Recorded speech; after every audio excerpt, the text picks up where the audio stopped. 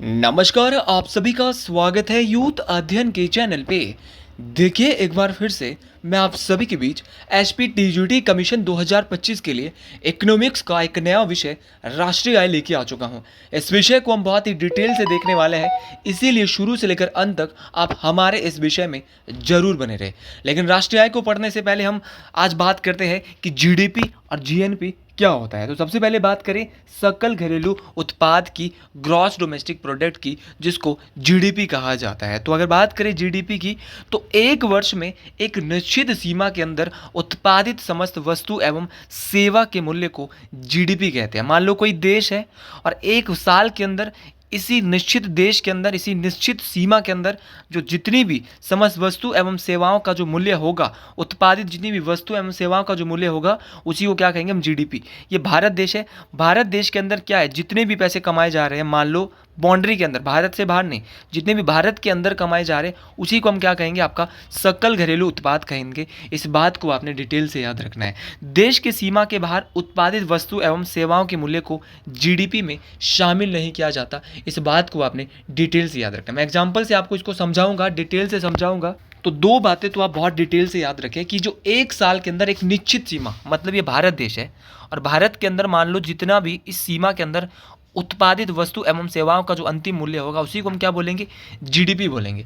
और दूसरी बात आपको याद रखना है कि जो देश की सीमा के बाहर जो उत्पादित वस्तुएं हो रही है, उसका जो सेवाओं का मूल्य है, उसको जीडीपी में कभी भी शामिल नहीं करेंगे। मान लो कोई टाटा कंपनी है, टाटा कंपनी, ये भारत देश है, भारत की बाउंड्री है। टाटा कंपनी ने भारत में कमाए 1000 रुपये।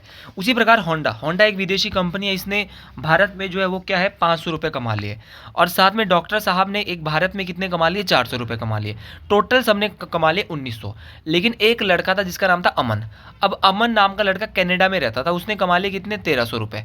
तो भाई जो अमन नाम का लड़का है, अमन या इसको रवि नाम का बोल लो आप, रवि या अमन नाम का जो लड़का होगा, इसको हम जो इसमें शामिल नहीं करेंगे। जीडीपी में बस किसको शामिल किया जाता है, जो एक वर्ष के अंदर निश्चित सीमा के अंदर जो उत्पादित जितनी भी वस्तु है, उसका जो सेवा है, उसके मूल्य को ही शामिल करेंगे बस। जैसे कि टाटा कंपनी ने भारत के अंदर 1000 कमाए, होंडा ने 500 कमाए, डॉक्टर ने 400। भारत से बाहर जो भारतीय रह रहे, उनकी खर्चे को इसमें जो है वो शामिल नहीं किया जाएगा। जैसे कि रवि नाम का लड़का है, उसने कितने कमाए थे, 1300 कमाए थे, ठीक है। तो उसकी कमाई को जो है वो राष्ट्रीय आय में, जो आपका जीडीपी में है, वो हम क्या है, शामिल नहीं करेंगे। अगर आप एसपी टीजीटी कमीशन की तैयारी कर रहे हैं तो जुड़िए हमारे साथ मात्र और मात्र 499 रुपीज़ में। हम देंगे आपको 499 मंथ में लाइव प्लस रिकॉर्डेड क्लासेस। और अभी तक की जो रिकॉर्डेड क्लासेस हुई है वो आपको फ्री ऑफ कॉस्ट मिलने वाली है। तो अगर आप हमारे बैच के साथ जुड़ना चाहते हैं और अगर आप हमारा पूरा बैच परचेज करते हैं तो फ्री हैंड रिटन नोट्स आपको इसके साथ मिलने वाले हैं। तो अगर आप हमारे बैच के साथ जुड़ना चाहते हैं तो 7876145409, आप टीजीटी कमीशन, जेबीटी कमीशन, किसी भी एग्जाम की तैयारी कर रहे हैं, हमारे बैच के साथ जरूर जुड़ सकते हैं। तो जीडीपी तो आप समझ ही गए होंगे कि एक निश्चित सीमा के अंदर जितनी भी उत्पादित समस्त वस्तु एवं सेवाओं का जो मूल्य है, उसको जीडीपी कहेंगे। लेकिन भाई देश के सीमा के बाहर, ये भारत है, अगर इसके बाहर कोई कनाडा, अमेरिका, श्रीलंका में पैसे कमा रहा है तो उसको जीडीपी में शामिल नहीं किया जा सकता। अगला है आपका ग्रॉस नेशनल प्रोडक्ट, जिसको बोलते हैं जीएनपी। अच्छा, जीएनपी क्या होता है, तो एक इसमें भारत के व्यक्तियों द्वारा कमाए गए पैसे को जोड़ा जाता है। अच्छा सर, जीएनपी क्या होता है, तो जितने भी भारत के व्यक्ति के द्वारा पैसे कमाए जा रहे हैं, क्यों ना वो पैसा विदेशों में कमाया गया हो। अभी मैंने बोला कि रवि नाम का लड़का कहाँ विदेश में रहता था, तो जीडीपी में उसको शामिल नहीं किया जाएगा। जीडीपी में तो बस वही शामिल किया जाएगा जो निश्चित सीमा के अंदर हो रहा है। सिर्फ भारत के अंदर जो कमाया जा रहा है, जो भारत से बाहर कमाया जा रहा है, चाहे भारतीय के द्वारा किसी, उसको नहीं जोड़ा जाता जीडीपी में। लेकिन जीएनपी में शर्त दूसरी है। जीएनपी में क्या होता है, इसमें भारत के व्यक्तियों के द्वारा जो कमाए गए पैसे है उसको जोड़ा जाता है, और साथ में चाहे वो विदेशों से कमा रहा है, चाहे भारत से कमा रहा है, सबको जोड़ा जाएगा। और यही देश का असली पैसा होता है। तो अगर जीएनपी की बात करें, यही देश का क्या होता है, असली पैसा होता है। नॉर्मल सी बात है, अब कोई भारतीय जो है वो विदेशों से कमा रहा है, उसको भी इसमें जोड़ेंगे, कोई भारत से कमा रहा है, सबको जो है वो जीएनपी में आपका जो सकल राष्ट्रीय उत्पाद है, इसमें जोड़ा जाता है। अब उदाहरण मैंने वही ले लिया कि टाटा कंपनी है, टाटा कंपनी ने कितने कमाए, 1000 रुपये भारत में कमाए, 500 होंडा ने कमाए थे और 400 डॉक्टर ने कमाए थे। ये तो भारत का जीडीपी था, और जीडीपी था 1900। लेकिन जब जीएनपी निकालना होगा तो जीएनपी में इन तीनों को तो जोड़ेंगे ही जोड़ेंगे। लेकिन जीएनपी में हम एक चीज़ ध्यान रखेंगे कि जीएनपी में हमने क्या जोड़ा, जीएनपी के लिए हम सिर्फ उसको नहीं जोड़ेंगे जो विदेशी होगा। हम क्या करेंगे कि होंडा को बाहर करेंगे, इसमें हम सिर्फ भारतीय को शामिल करेंगे। जीएनपी में क्या करेंगे, हम भारतीयों को शामिल करेंगे और जो विदेशी भारत से कमा रहे हैं उसको माइनस कर देंगे। ठीक है, जैसे कि यहाँ पे आपको याद रखना है कि जो भारत से जो कमाया, देखो टोटल अगर मैं आपको बताना चाहूँ, ठीक है, 1000 प्लस 400 कितना होता है 1400, और 1400 एक रवि नाम का लड़का है, उसने कनाडा से कमा के लाया 1300। ठीक है, समझ रहे हो। एक टाटा कंपनी है, उसमें भारत ने 1000 कमाए और डॉक्टर ने कितने कमाए, 400 कमाए। अच्छा, दोनों ने कमा लिए। अच्छा, होंडा कंपनी को हमने शामिल यहाँ पे नहीं किया, और जो आपका रवि है उसने कितने कमा लिए, 1300। तो यही असली क्या है, तो टोटल कितना हो गया, 2700 हो गया। इस बात को आपने याद रखना है। तो आपको याद रखना है आपका 1400 प्लस 1300 2700, तो यही असली देश का जीएनपी होता है। जीएनपी की बात करें, इसमें वही पैसा होता है जो भारतीयों के द्वारा कमाया जाता है। इस बात को आपने डिटेल से याद रखना है। अच्छा, जीएनपी निकालने का एक सटीक सा बहुत बेहतरीन सा फॉर्मूला है जिसको कहते हैं जीडीपी। टोटल जीडीपी में से एक्स माइनस वाई यहाँ पे किया जाएगा। अच्छा सर, कैसे किया जाएगा, तो अगर यहाँ पे बात करें कि एक्स यहाँ पे क्या होगा, एक्स होता है भारतीय द्वारा विदेश में अर्जित है, कि भाई जो भारत का व्यक्ति है जो विदेश में है वो कितना वहाँ से कमा रहा है, और वाई होता है विदेशी द्वारा भारत में अर्जित है। जैसे कि होंडा कंपनी थी, होंडा कंपनी ने भारत में कितने कमाए थे, 500 रुपये कमाए थे, और जो अमन है वो 1300 रुपये कमा के ला रहा है। तो टोटल जीडीपी जो था वो भारत का कितना था, 1900 था। एक्स का मतलब था भारत वाले ने कितने कमाए, रवि ने 1300 कमाए और होंडा ने कितने कमाए, 500। ठीक है, तो भाई आपको पता है प्लस माइनस क्या हो जाएगा, आपका प्लस माइनस यहाँ पे क्या होने वाला है, तो टोटल यहाँ पे जो है 800 माइनस हो गया। ठीक है, 800 हो गए, तो 1900 प्लस 800 कितना बचा, तो 1900 प्लस 800 जो है वो कितना है आपका 2700 यहाँ पे जीडीपी रहता है। इस बात को आपने डिटेल से याद रखना है। ये क्वेश्चन बहुत ही बेहतरीन तरीके से आपको याद रखना है कि किस प्रकार से जीएनपी निकाला जाता है। तो ये आपको याद रखना है, जीएनपी का जो फॉर्मूला है वो GDP plus x minus y. X था जो भारत के व्यक्ति ने विदेश में जो अर्जित आय की, वाई था जो विदेशियों द्वारा भारत में अर्जित वाई थे। ठीक है, तो एक्स का मतलब है कि विदेशी जो भारत के लोग विदेशों से कितना कमा रहे हैं, और वाई का मतलब है जो विदेशी लोग भारत में कितनी आय अर्जित कर रहे हैं, कितनी इनकम अर्जित कर रहे हैं। उसके बाद हमने क्या किया, टोटल जीडीपी था 1900 आपने देखा, और यहाँ पे जो x माइनस वाई मतलब कि रवि ने 1300 कमाए और जो आपका जो विदेशी है उन्होंने होंडा कंपनी ने 500 कमाए, तो जीडीपी प्लस आपका जो 800 कितना हो जाएगा, तो टोटल जीएनपी 2700। ऐसा क्वेश्चन भी कभी कभार परीक्षा में आ जाता है। आप कमीशन का पेपर देने जा रहे हो, आपको हर एक चीज़ पता होनी चाहिए, बेहतरीन तरीके से पता होनी चाहिए, तब जाके आपको क्लियर होने वाला है। तो इस प्रकार से हमने ये निकाला था। जैसे कि यहाँ पे मैं आपको दिखा देता हूँ एक बार कि यहाँ पे जीएनपी 19 जीडीपी क्या था, 1900 था। अच्छा, यहाँ पे जो होंडा कंपनी थी उसने 500 कमाए, रवि एक विदेशी था, विदेशी का मतलब रवि एक भारतीय था, इसने विदेश से कितने लाए, 1300, तो 1300 में से 500 तो बच गए थे 800, और 1900 जीडीपी प्लस ये जो एक्स जो वाई है जिसको हमने प्लस या माइनस किया था, ये कितना बचा, 800। तो इसी प्रकार क्वेश्चन का आंसर 2700 यहाँ पे आ गया था। अब यहाँ पे कुछ आपका सकल राष्ट्रीय उत्पाद की कुछ चीज़ों को जान लेते हैं। बहुत बार ऐसे क्वेश्चन आ जाते हैं और ये पेपर में आ रहे थे, यदि x बराबर y हो, मतलब कि अगर विदेशी भी भारतीयों से क्या ले गए, 1000 रुपये कमा के ले गए, और आपका जो भारतीय है वो भी क्या है, बराबर ले गए। भारतीयों ने भी विदेश से 1000 रुपये कमाए और विदेशियों ने भी भारत से 1000 कमाए, तो वो कैसी अर्थव्यवस्था होगी, संतुलित अर्थव्यवस्था होगी। इस बात को आपने डिटेल से याद रखना है। एक्स का मतलब यहाँ पे है कि जो विदेशों से भारतीयों ने लाया, और वाई का मतलब है जो विदेशियों ने भारतीयों से कमाया। तो ये अगर बराबर होगा, अगर इन्होंने भी 1000 कमाया हमने भी 1000 कमाया, तो क्या होगा, हमारी अर्थव्यवस्था संतुलित होगी, मतलब जीडीपी बराबर जीएनपी होगा, तो क्या है, अर्थव्यवस्था संतुलित रहेगी। अच्छा, अगला है हमारा, अगर एक्स बड़ा हो वाई से, मतलब कि अगर भारतीयों के द्वारा विदेशों से ज़्यादा पैसे कमा के लाए जाएं और विदेशियों के द्वारा भारत में कम पैसे कमाए जाएं, तो उस समय में क्या होगा, लाभ ही होगा। अब भारतीयों ने तो ज़्यादा पैसे लाए, तो उस समय जीएनपी क्या होगा, हमेशा बड़ा होगा। ठीक है, ये बात आपको डिटेल से याद रखनी है कि जब भारत के लोग विदेशों से ज़्यादा पैसा लाएंगे और विदेशी लोग भारत से कम पैसा कमा के ले जाएंगे, तो हमारा जीएनपी क्या होगा, उस समय बढ़ेगा। ठीक है, और क्या हो जाएगा, हमेशा हमको लाभ होगा।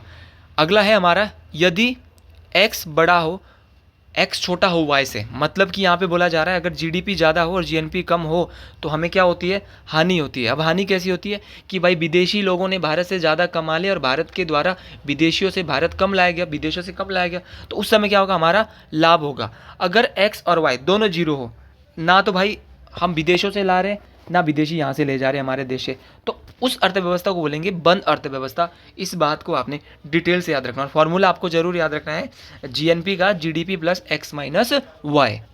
अगला है आपका जीएनपी। अच्छा, जीएनपी जो है, जो आपका एनएनपी नेट नेशनल प्रोडक्ट, शुद्ध राष्ट्रीय उत्पाद, इसको कैसे निकाला जाता है? तो जब जीएनपी जो आपका जो जीएनपी होता है, आपका जो सकल राष्ट्रीय उत्पाद होता है, ग्रॉस नेशनल प्रोडक्ट होता है, जब इसमें से डेप्रिसिएशन जिसको कहते हैं मूल्य ह्रास को निकाल देते हैं तो एनएनपी आता है। अच्छा भाई, ये कैसे आया जनाब? चलो इसके बारे में बताइए। तो जब जीएनपी में से डेप्रिसिएशन को हटाया जाएगा तो क्या आएगा? हमारे पास एनएनपी आएगा। इस बात को आपने डिटेल से याद रखना है। इस बार थोड़ी सी राइटिंग टेढ़ी मेढ़ी है, अगले बार से हमारे जैसे नोट्स आते हैं वैसे ही नोट्स आपको मैं पढ़ाने वाला हूँ, बेहतरीन राइटिंग में, लेकिन आपको फिर भी समझ आ रहा होगा। तो अगर बात करें जीएनपी की, तो जीएनपी में से जब डेप्रिसिएशन को हटाया जाता है तो क्या निकलता है? एनएनपी। लेकिन आप ये तो बताएं कि डेप्रिसिएशन मूल्यह्रास आखिर होता क्या है? तो बात करें मूल्यह्रास की, तो मूल्यह्रास होता है जब समय के साथ हमने कोई चीज़ खरीदी है। मान लो मैंने 5 साल पहले 1 लाख की बाइक खरीदी थी। अब वो बाइक जो है वो कुछ समय बाद क्या हो जाएगी? समय के साथ क्या हो जाएगी? सो समय के साथ जब किसी चीज़ में क्या आती है? गिरावट आती है किसी चीज़ के मूल्य में, तो उसी को मूल्यह्रास कहते हैं। तो जब जीएनपी में से हम मूल्यह्रास को निकालेंगे तो उसी को एनएनपी कहेंगे। इस बात को आपने याद रखना है। तो जीएनपी में जब भी हम डेप्रिसिएशन को घटाएंगे तो एनएनपी निकलेगा, नेट नेशनल प्रोडक्ट निकलेगा, शुद्ध राष्ट्रीय उत्पाद निकलेगा, और जब भी जीडीपी में से डेप्रिसिएशन को हटाया जाएगा तब निकलेगा एनडीपी। इस बात को आपने डिटेल से याद रखना है। तो आपने दोनों बातें याद रखनी कि एनएनपी कैसे निकाला, डेप्रिसिएशन क्या होता है, डेप्रिसिएशन भी समझ गए होंगे, जीडीपी में से डी को कम किया, जीएनपी में से जब भी डेप्रिसिएशन को हटाया तो एनएनपी आया, बड़ा आसान है। और जब जीडीपी में से डेप्रिसिएशन को हटाया तो एनडीपी आया। देखो सेम आ रहा है, जीएनपी एनएनपी, जीडीपी एनडीपी, दोनों बातें आपको डिटेल से याद रखनी है। इसके बाद मैं आपको एक चीज़ पढ़ाने वाला हूँ कि एमआरपी अक्सर क्या होता है। एमआरपी जो होता है वो होता है जैसे कि कोई भी चीज़ बन रही है, एक बोतल है पानी की, ये पानी की बोतल 10 रुपये की फैक्ट्री से आती है, लेकिन जब ये फैक्ट्री से बाहर आती है तो यहाँ पे जो है वो फाइनल रेट इसका कितना हो जाता है? ये मार्केट में 20 रुपये की बिकती है। अच्छा, क्यों बिकती है? क्योंकि देखो, एक तो इसका फैक्ट्री कॉस्ट, इसको बनाने में इसमें कितने जो चीज़ें लगी है, तो 10 रुपये की चीज़ें लगी है, लेकिन 10 से 20 कैसे हो जाएगी? क्योंकि जब ये बाहर आएगी तो फैक्ट्री कॉस्ट के साथ सरकार इस पर क्या है? टैक्स भी लगाएगी। मालिक जो होगा, जिसकी ये कंपनी होगी, वो भी कमाएगा, आगे दुकानदार भी कमाएगा।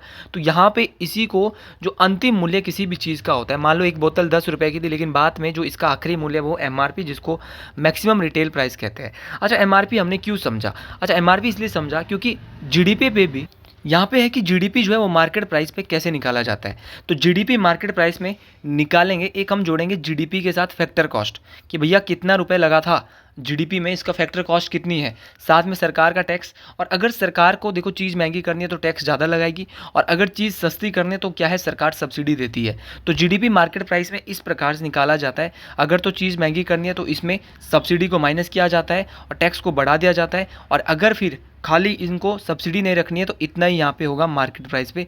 तो ये फॉर्मूला आपको याद रखना है जीडीपी मार्केट प्राइस पे। तो जीडीपी में factor cost plus tax minus subsidies. इसके बाद बात करें सबसे इंपॉर्टेंट जो हमारा आज का टॉपिक है, राष्ट्रीय आय, नेशनल इनकम की। देखिए, किसी भी देश में एक वर्ष में वस्तु एवं सेवाओं के अंतिम मूल्य के योग को उस देश की राष्ट्रीय आय कहते हैं। मतलब कोई भी देश है, हमारा भारत देश ही है, तो यहाँ पे एक साल के अंदर जितनी भी वस्तुएं हैं, जितनी भी अंतिम मूल्य है, उसका जो अंतिम मूल्य क्या होता है? अभी हमने देखा जी, पहले फैक्टर कॉस्ट है, फिर भाई एमआरपी जो आखिरी मूल्य होगा उसी को अंतिम मूल्य बोलते हैं। तो उसका जो योग होगा, वस्तु एवं सेवाओं का जो अंतिम मूल्य का जो योग होगा, जितनी भी वस्तुओं का उत्पादन हो रहा है, प्रोडक्शन हो रहा है, सेवाओं का जो अंतिम मूल्य होगा, उसका योग को ही हम क्या कहेंगे? कितना कमाए, उसका जो अंतिम जो बात होगी उसी को क्या कहेंगे? राष्ट्रीय आय कहते हैं, नेशनल इनकम कहते हैं। इसमें विदेश से अर्जित आय को भी शामिल किया जाता है।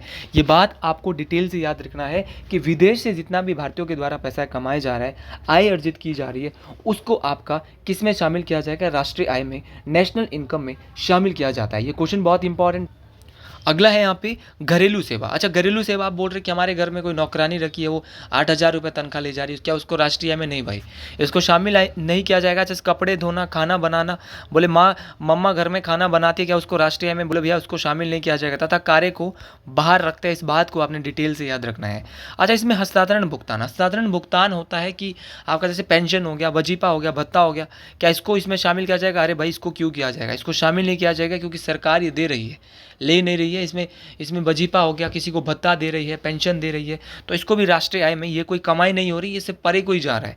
अच्छा, राष्ट्रीय आय को एनएनपी पर निकाला जाता है, जो कि हमने थोड़ी देर पहले निकाला था। और एक शुद्ध राष्ट्रीय उत्पाद जो नेशनल, जहाँ पे मैंने आपको बताया था जीएनपी माइनस, जो जब डेप्रिसिएशन को हटाया जाता है वही देश का सबसे शुद्ध पैसा होता है। इस बात को आपने डिटेल से याद रखना है। तो राष्ट्रीय आय को किस में निकाला जाता है? NNP, net national product. इस बात को आपने डिटेल से याद रखना है। तो ये बात आपको डिटेल से याद रखनी कि जो राष्ट्रीय आय होती है उसको किस में निकाला जाता है? एनएनपी पर निकाला जाता है। ये भी मोस्ट इंपॉर्टेंट है। और राष्ट्रीय आय का जो फॉर्मूला होता है एनएनपी माइनस इनडायरेक्ट टैक्स। जितने भी इनडायरेक्ट टैक्स है उनको घटाकर एनएनपी में से उनको घटाया जाता है और उसके बाद क्या निकलती है? आपकी राष्ट्रीय आय निकलती है। तो यहाँ पे जो हमने देखा, एक बार हमें पुनः आपको दिखा देता हूँ। हमने देखा कि एक साल के अंदर एक देश में जितनी भी वस्तु एवं सेवाओं का उत्पादन की जो अंतिम मूल्य होगा, उसका जो योग होगा, उसका जो जोड़ होगा, उसी को हम राष्ट्रीय आय कहेंगे। राष्ट्रीय आय में कभी भी विदेशों से अर्जित आय को शामिल नहीं करेंगे, घरेलू सेवा को इसमें शामिल नहीं, हाँ विदेशों से अर्जित आय को शामिल किया जाएगा, सॉरी माफ़ी चाहूँगा, और घरेलू सेवा को शामिल नहीं किया जाता। जैसे कि आप कपड़े धो रहे हैं, खाना बना रहे, इन चीज़ों को इसमें शामिल नहीं किया जाएगा। जैसे कि हस्तांतरण, भुगतान, पेंशन, वजीफा, इसको भी शामिल नहीं किया जाएगा। उसके बाद हमने पढ़ा कि जो शुद्ध राष्ट्रीय आय होता है वो कहाँ निकाला जाता है? सिर्फ एनएनपी पर निकाला जाता है। और राष्ट्रीय आय को जो है वो एनएनपी माइनस क्या करना पड़ता है? इनडायरेक्ट टैक्स माइनस करना पड़ता है, तब आपकी राष्ट्रीय आय निकलती है। अगर बात करें राष्ट्रीय आय की गणना किसके द्वारा की जाती है? एनएसओ। एनएसओ बोले नेशनल स्टैटिस्टिकल ऑफिस। अच्छा, राष्ट्रीय सांख्यिकी कार्यालय। देखिए, भारत में राष्ट्रीय आय की गणना एनएसओ करता है। बोले भैया एनएसओ तो करता है, ठीक बोल रहे हो, लेकिन पहले एनएसओ को भी सीएसओ बोलते थे। अच्छा, ये बात भी ठीक है, लेकिन 2019 में सीएसओ का एनएसएसओ में क्या हो गया? विलय कर दिया और एनएसओ की स्थापना कर दी। अब 2019 में क्या हुआ कि 2019 में सीएसओ और एनएसएसओ को मिलाकर क्या बनाया दिया? एनएसओ बनाया, राष्ट्रीय सांख्यिकी कार्यालय बनाया, जिसको नेशनल स्टैटिस्टिकल ऑफिस कहा जाता है। इस बात को आपने डिटेल से याद रखना है। और अगर बात करें हमारे प्यारे देश भारत की, तो भारत में राष्ट्रीय आय के आंकड़े वित्तीय वर्ष 1 अप्रैल से 31 मार्च, याद रखना है 1 अप्रैल से 31 मार्च पर भारत में राष्ट्रीय आय के आंकड़े आधारित होते हैं। इस बात को आपने डिटेल से याद रखना है। और राष्ट्रीय आय के आंकड़े के लिए भारत में 3 क्षेत्र, प्राथमिक क्षेत्र मैंने आपको डिटेल से पढ़ा दिया है पिछले वीडियो में, द्वितीय क्षेत्र और तृतीय क्षेत्र को शामिल किया जाता है। तो भारत में वित्तीय वर्ष कब तक? तो 1 अप्रैल से 31 मार्च भारत में क्या होता है? आपका वित्तीय वर्ष होता है। इस बात को आपने डिटेल से याद रखना है। और दूसरा आपको याद रखना है कि वर्तमान में राष्ट्रीय आय की गणना कौन करता है? एनएसओ, राष्ट्रीय सांख्यिकी ऑफिस या राष्ट्रीय सांख्यिकी कार्यालय इसको कहा जाता है। और राष्ट्रीय आय की आंकड़े जो है वो भारत में 3 क्षेत्रों पे, प्राथमिक क्षेत्र, द्वितीय क्षेत्र और तृतीय क्षेत्र, इसमें शामिल किया जाता है। अब राष्ट्रीय आय भी 2 प्रकार से निकाला जाता है। एक निकाला जाता है चालू कीमत पर, एक बताया जाता है स्थिर कीमत पर। स्थिर जो हमारे आधार वर्ष जो पहले हमने ली थी वो होती है। तो 2 प्रकार से हमारी राष्ट्रीय आय को निकाला जाता है। एक चालू कीमत पर, तो चालू कीमत पर जब राष्ट्रीय आय को वर्तमान बाजार मूल्य पर मापा जाता है, वर्तमान में जो बाजार में किस चीज़ का क्या मूल्य है, तो उसको बोलेंगे चालू कीमत पर राष्ट्रीय आय। उसे क्या कहेंगे? चालू कीमत पर राष्ट्रीय आय। लेकिन जो स्थिर कीमत पर राष्ट्रीय आय होती, मान लो यहाँ पे अगर मैं चालू कीमत की बात करें, आलू इस समय 10 रुपये चल रहे हैं, लेकिन कल के लिए 20 रुपये भी हो सकते हैं। तो चालू कीमत पर राष्ट्रीय आय का मतलब है कि बाजार में जो मूल्य चल रहे हैं प्रेजेंट टाइम में, उसी के आधार पर चालू कीमत पर राष्ट्रीय आय को निकाला जाता है। और चालू कीमत पर राष्ट्रीय आय की कभी भी सटीक गणना नहीं हो सकती, क्योंकि यहाँ पर तो बदलता रहता है ना रेट, ऊपर वर्तमान में जो रेट रहेगा वो बदलता रहेगा। तो इससे तो राष्ट्रीय आय आप सही से निकाल नहीं पाओगे। तो 2 प्रकार से निकालने के तरीके 2 प्रकार से होते हैं चालू कीमत पर। अब स्थिर कीमत क्या होती है? तो जब राष्ट्रीय आय को बीते हुए वर्ष को आधार मानकर निकाला जाता है, कि कोई बीता हुआ वर्ष है उसको आप आधार मान लो, तो उसे स्थिर कीमतों पर राष्ट्रीय आय कहते हैं। और यही सटीक होता है राष्ट्रीय आय को निकालने का फॉर्मूला।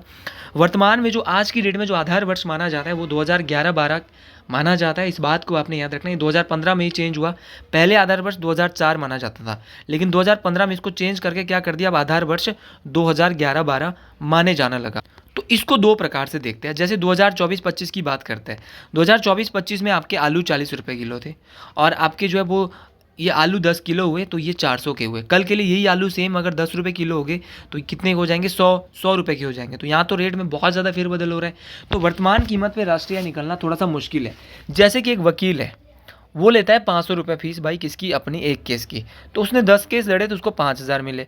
कल के लिए वकील साहब वर्तमान का माहौल देखते हुए रेट को 1500 भी कर सकता है, तो हो जाएंगे 15,000। तो मतलब कि क्या है, आपका जो चालू कीमत पर राष्ट्रीय है, चालू कीमत का मतलब होता है कि वर्तमान बाजार में जो मूल्य चल रहे हैं उसके आधार पर उसको मापा जाएगा। तो इसको तो हम इसमें नहीं लेंगे भाई, सीधी सीधी बात है। अच्छा, स्थिर कीमत पर राष्ट्रीय है जिसमें आधार वर्ष हमने 2011-12 माना।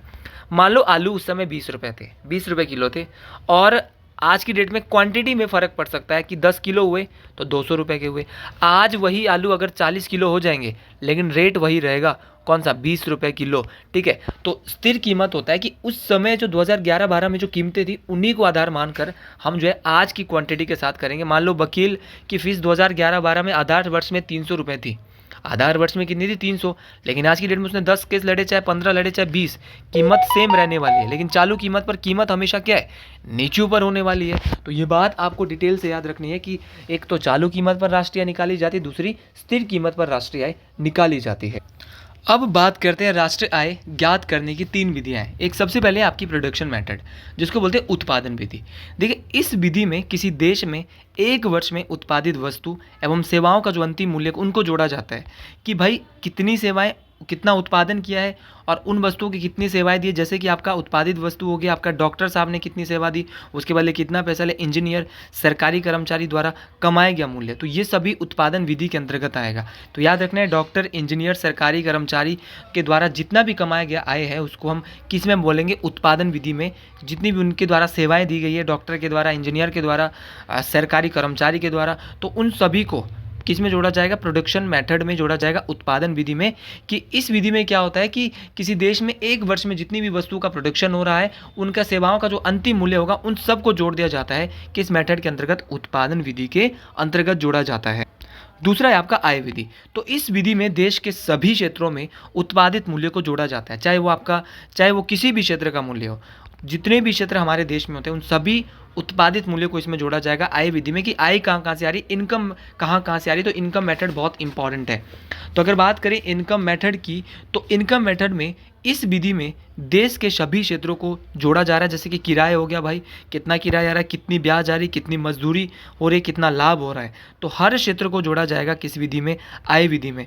तो आपकी उत्पादित मूल्यों को, सभी देश के सभी क्षेत्रों के उत्पादित मूल्यों को किस विधि के अंतर्गत जोड़ा जाता है, तो आय विधि के अंतर्गत जोड़ा जाता है। इस बात को आपने डिटेल से याद रखना है, बेहतर तरीके से याद रखना है। इससे पहले उत्पादन विधि, जहाँ पर क्या था, जहाँ पर यह था कि किसी देश में एक वर्ष में जो वस्तु एवं सेवाओं का जो अंतिम मूल्य होगा कि भाई कितना कमाया, जितना कमाया उन सभी का जोड़ है ना, जिसने भी कमाया, चाहे डॉक्टर ने कमाया, इंजीनियर ने कमाया, उत्पादित वस्तुओं से कमाया, उन सभी को जोड़ को उत्पादन विधि के द्वारा जोड़ेंगे, उत्पादन विधि के द्वारा ज्ञात करेंगे। और आय विधि के द्वारा हम सभी क्षेत्रों को क्या है, उसका सभी क्षेत्रों का जो उत्पादित मूल्य को हम आपस में जोड़ेंगे। इस बात को, चाहे किराए हो, चाहे ब्याज हो, चाहे मजदूरी हो, चाहे लाभ हो, हर चीज़ को हम ऐड करने वाले हैं। अगली विधि है हमारी तीसरी, व्यय विधि। व्यय विधि होती है कि इस विधि में एक वर्ष में किसी देश में वस्तु एवं सेवाओं के उत्पादन में हुए खर्च के मूल्य को जोड़ा जाता है। मतलब कि हम क्या है, किसी वस्तु एवं सेवाओं का उत्पादन करना चाहते हैं, लेकिन उत्पादन करने से पहले हमने उसमें क्या है, पहले खर्च किया। मान लो हमने क्या बनाया, एक चॉकलेट की कंपनी है, चॉकलेट बनानी है, लेकिन चॉकलेट बनाने से पहले चॉकलेट की मशीन भी लेनी पड़ेगी ना बनाने की। तो ये सारी चीज़ें, जैसे कि हम किसी चीज़ में निवेश कर रहे हैं, निवेश करेंगे तभी तो पैसा आएगा। सरकारी कार्य कर रहे हैं, बिल्डिंग लगा रहे, हॉस्पिटल लगा रहे, स्कूल लगा रहे, कोई भी बड़ा कॉलेज लगा रहे, यूनिवर्सिटी बना रहे, तभी तो वहाँ से बाद में हमको फ़ायदा मिलेगा। हम एक्सपोर्ट करें, इंपोर्ट कर रहे हैं, तो और उपभोग में क्या क्या जो खर्च होता है वो व्यय विधि के अंतर्गत ज्ञात किया जाता है। तो एक वर्ष में किसी भी देश में वस्तु एवं सेवाओं के उत्पादन में हुए खर्च को किस विधि के अंतर्गत ज्ञात किया जाएगा, व्यय विधि के अंतर्गत ज्ञात किया जाएगा। अगर बात करें इस देश के सभी क्षेत्रों को किस विधि के अंतर्गत, राष्ट्रीय आय की किस विधि के अंतर्गत जोड़ा जाता है, तो सभी क्षेत्रों को तो जोड़ेंगे आय विधि के अंतर्गत। और उत्पादित, एक देश में एक वर्ष में उत्पादित वस्तु एवं सेवाओं का जो आखिरी मूल्य होगा, अंतिम मूल्य होगा, उसको उत्पादन विधि के अंतर्गत जोड़ेंगे। तो 3 विधि हमने पढ़ा, उत्पादन विधि, हमने पढ़ा आय विधि, और हमने पढ़ा आखिरी आपकी व्यय विधि। तीनों की तीनों आपको क्लियर हो गई होगी। इसमें तो हमको ये क्लियर करना है कि जितना हमको लगाना है, किसी भी चीज़ का उत्पादन करना है तो उससे पहले खर्च का जो कितना खर्च हुआ वो उस मूल्य को उसमें हम जोड़ेंगे व्यय विधि में। चाहे हम इन्वेस्ट कर रहे हैं, हम कोई सरकारी कर रहे हैं, एक्सपोर्ट कर रहे हैं, आयात कर रहे हैं, निर्यात कर रहे हैं, कुछ खरीद रहे हैं, तो ये सारी चीज़ें हम किसके अंतर्गत ज्ञात करेंगे? व्यय विधि के अंतर्गत ज्ञात करेंगे। इसके बाद है प्रति व्यक्ति आय। प्रति व्यक्ति आय का अभिप्राय है कि किसी देश में एक व्यक्ति ने एक वर्ष में प्राप्त होने वाली आय से है। मतलब कि प्रति व्यक्ति आय जो होता है, पर कैपिटा जो इनकम होती है, इसका मतलब ये होता है कि एक देश के अंदर एक व्यक्ति के द्वारा एक वर्ष में कितने रुपए कमाए गए हैं या कितनी उसकी इनकम है। तो प्रति व्यक्ति आय का फॉर्मूला होता है वास्तविक राष्ट्रीय आय, जो एक वास्तविक राष्ट्रीय आय है, रियल जो आपकी नेशनल इनकम है, बटे में जनसंख्या। तो ये आपको डिटेल से याद रखना है कि प्रति व्यक्ति आय का मतलब क्या होता है। तो याद रखना, प्रति व्यक्ति आय का मतलब होता है वास्तविक राष्ट्रीय आय बटे में क्या है? जनसंख्या, की देश की जनसंख्या और देश की राष्ट्रीय आय कितना है। तो इससे आप सीधा सीधा निकाल देते हो देश का पर कैपिटा इनकम। तो अगर बात करें आपका पर कैपिटा इनकम की, प्रति व्यक्ति आय की, तो ये देश के नागरिकों की समृद्धि को दर्शाने वाला एक महत्वपूर्ण सूचक है। तो सीधा क्वेश्चन टीजीटी में आ सकता है कि देश के जो नागरिक होते हैं, देश के जो लोग होते हैं, उनकी समृद्धि को दर्शाने वाला एक महत्वपूर्ण सूचक कौन है? तो प्रति व्यक्ति आय है। वर्तमान में जो प्रति व्यक्ति आय है भारत की, ये थोड़ा सा आप इसको करंटली सही कर लेंगे, क्योंकि मैंने एग्जैक्ट डाटा यहाँ पे नहीं लाया है तो मैं इसको सही नहीं मानूंगा। फिर भी आप इसको बिल्कुल करेक्शन कर ले, यहाँ पे थोड़ा मुझे डाउट है। तो याद रखना, भारत की जो प्रति व्यक्ति आय है वर्तमान में वो कितनी है? आप देख ले, 2 लाख से ऊपर ही है। तो ये बात आपको याद रखना। और सबसे अधिक जो प्रति व्यक्ति आय है ना, वो अमेरिका देश की है। इस बात को आपने डिटेल से याद रखना है। अच्छा, भारत में सबसे पहले जो प्रति व्यक्ति आय के बारे में बताया गया था वो 1967-68 के आसपास बताया गया था। और किसने इसके बारे में बताया था? तो दादा भाई नौरोजी। 1967-68 में दादा भाई नौरोजी ने सबसे पहले आपका जो प्रति व्यक्ति आय है उसका आकलन किया था। और उस समय, ये बहुत इंपॉर्टेंट क्वेश्चन है, भारत की प्रति व्यक्ति आय कितनी थी? बहुत कम थी। उस समय 20 रुपये थी मात्र भारत की प्रति व्यक्ति आय। तो ये बात आपको याद रखना है। और ये बात दादा भाई नौरोजी ने कहाँ बताई? अपनी एक book poverty and un British rule of India. ठीक है, तो poverty and un British rule in India, ये इन्होंने बताया था इस किताब में कि poverty and un British rule in India में इन्होंने बताया कि भारत की प्रति व्यक्ति आय कितनी थी? 20 रुपये थी।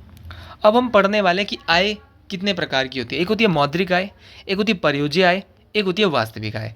मौद्रिक आय मॉनेटरी इनकम, परियोज्य आय डिविजिबल इनकम, वास्तविक आय मतलब कि रियल इनकम। अच्छा, आपकी जो मौद्रिक आय होती है, तो किसी मेहनत के बदले मिले आय को, किसी भी मेहनत के बदले, मान लो मैंने मेहनत करी, मैं कंपनी में जॉब करता हूँ, मेरे को मिल गए 1 लाख रुपए सैलरी, इसको बोलेंगे हमारे मौद्रिक आय। मॉनेटरी इनकम मतलब कि मैं किसी कंपनी में गया और उस कंपनी ने मेरे को जो है वो मेहनत के बदले क्या दे दी? 1 लाख रुपए तनख्वाह दे दी। दूसरी होती परियोज्य आय। मौद्रिक आय से जब टैक्स घटाने के बाद जो बचता है, मैंने मेहनत करी और मेरी मेहनत से जब मैंने जो मौद्रिक आय है, मौद्रिक आय तो जो मेहनत करके मेरे को मिला 1 लाख, अब यहाँ से जब सरकार ने मेरे को टैक्स लगा दिया 1 लाख पे, मान लो टैक्स था 30,000, तो जो बचा उसी को बोलेंगे परियोज्य आय। मैंने कमाए तो 1 लाख थे, लेकिन 30,000 सरकार ने टैक्स लगा दिया तो परियोज्य आय बचे। अब तीसरी है वास्तविक, रियल इनकम क्या होती है? तो परियोज्य आय से जब खर्च घटाने के बाद बचे आय को क्या कहते हैं? आपका परियोज्य आय कहते हैं। मान लो कि जो मेरी परियोज्य आय, आपका वास्तविक आय कहते हैं। परियोज्य आय थी मेरी, भाई मेरे को 1 लाख रुपए तो मेरी मौद्रिक आय थी जो मेरे को मेहनत के बदले मिली, फिर सरकार ने टैक्स लगाया, फिर बन गई परियोज्य आय, वापस बच गया मेरे पास 70,000। अब क्या है, जो मेरे पास 70,000 बचा था, इसमें से भी मेरा कर्जा मैंने लिया था वो मैंने दिया, मैंने जो खर्च किया था वो मैंने दिया, तो उसके बाद जो बची आय थी ना, उसी को हम वास्तविक आय कहते हैं। ये बात आपको याद रखना है। तो खर्च प्लस कर्जा मान लो मेरा 40,000 हो गया, तो 30,000 जो मेरा वापस बच गया उसी को क्या बोलते हैं? आपका वास्तविक आय। तो 3 आय हमने पढ़ी, मौद्रिक आय, परियोज्य आय और वास्तविक आय। देखो, इकोनॉमिक्स थोड़ी मुश्किल है, लेकिन इसको आसान तरीके से समझा जा सकता है, बेहतर तरीके से समझा जा सकता है। अच्छा, बहुत सारे लोग होते हैं कि ब्लैक मनी क्या होता है, और मैं भी लास्ट में जो है मेरे भी मन में आ रहा था कि ब्लैक मनी के बारे में थोड़ा पढ़ लेते हैं। तो ब्लैक मनी होता है जब आपका मौद्रिक आय में से टैक्स नहीं देते हैं। जब भी हमारी जो मौद्रिक आय होती है, जो हमको मेहनत के बदले मिलती है, उसका हम टैक्स सरकार को नहीं देते हैं, तो उसको हम छुपा देते हैं, तो उसी को काला धन कहते हैं। मतलब कि हम जो है कमा तो महीने के जो है वो 10 लाख रहे हैं, और औरों को जो हम जो है 1 रुपये सरकार को हम शो नहीं करा रहे, तो उसको क्या कहेंगे? हम ब्लैक मनी कहेंगे। इस बात को आपने डिटेल से याद रखना है। तो आज हमने पढ़ा जीडीपी, जीएनपी के बाद हमने इसका फॉर्मूला देखा, हमने ये देखा कि इसको कैसे निकाला जाता है। उसके बाद हमने एनएनपी निकाला कि एनएनपी कैसे निकालते हैं। फिर हमने नेशनल इनकम की बात करी। फिर हमने ये बात करी कि जो राष्ट्रीय आय है उसको कौन निकालता है, एनएसओ निकालता है, ये कैसे बना। फिर हमने बात करी कि राष्ट्रीय आय चालू कीमत पर स्थिर कीमत पे निकाला जाता है। उसके बाद हमने बात करी थी कि राष्ट्रीय आय को कैसे निकालेंगे दोनों। देन हमने इसकी विधियाँ याद करी। फिर हमने प्रति व्यक्ति आय के बारे में जाना। फिर हमने आय के साधन जाना कि आय के साधन कौन कौन से होते। देन हमने काले धन के बारे में देखा। तो आज के लिए इतना ही। अगर आपको भी मेरी वीडियो पसंद आई हो तो कमेंट बॉक्स में ना ज़रूर लिखिए जय श्री गुरु महाराज, हर हर महादेव। देखिए ये कोशिश है और एक कोशिश अच्छी की जाएगी। और ज़रूर अगर आपको भी मेरी वीडियो पसंद आ रही है तो आप कमेंट बॉक्स में ज़रूर लिखिए जय श्री गुरु महाराज, हर हर महादेव। ठीक है, तो जय श्री गुरु महाराज, हर हर महादेव लिखिए। अगर आप भी हमारा बैच लेना चाहते हैं तो आप 7876145409 पर आप कांटेक्ट कर सकते हैं और हमारे बैच को परचेज़ कर सकते हैं। अच्छा, पेपर कब होगा? बहुत सारे लोग बोल रहे हैं कि टीजीटी और जेबीटी कमीशन की जो एचपीआरसी जो है वो डेट फाइनल कर चुका है। हिमाचल प्रदेश और राज्य चयन आयोग है, उन्होंने जो है वो क्या है डेट अभी जो है वो जो डेट नहीं सॉरी ये जो कंपनी है जो ये पेपर कराएगी, पेपर भाई देखो आपका सीबीटी मोड हो रहा है और हो सकता है कि बहुत सारे चरणों में पेपर हो। तो कम से कम मैं मानता हूँ कि कोई भी कंपनी हो, चाहे जितनी मर्जी बड़ी वो हो, 45 दिन पहले, और डेट जो निकलती है वो 30 दिन पहले निकलती है। तो 30 दिन ही बचे हैं तो इतना जल्दी डेट कैसे निकालेंगे? तो मुझे लगता है, जो मेरा पर्सनली जो व्यू है, कम से कम यहाँ पे 45 से 70 दिन का टाइम ये लेगी और उसके बाद डेट आएगी और डेट के बाद भी 30 दिन, मतलब कि अभी भी 3 से 4 महीने या 3 महीने, हार्डली 3 से 4, इसलिए क्योंकि जनवरी और फरवरी में हिमाचल में पेपर नहीं हो सकता है। तो 3 से 4 महीने का आप टाइम ले लो आपके पेपर के लिए। तो अभी भी अगर आपके पास रिवीजन के लिए टाइम है तो हमारा बैच आप ज्वाइन कर सकते हैं। सभी को हर हर महादेव, जय हिंद, जय हिमाचल प्रदेश। मिलते हैं अगले वीडियो में एक नए जोश के साथ। हर हर महादेव।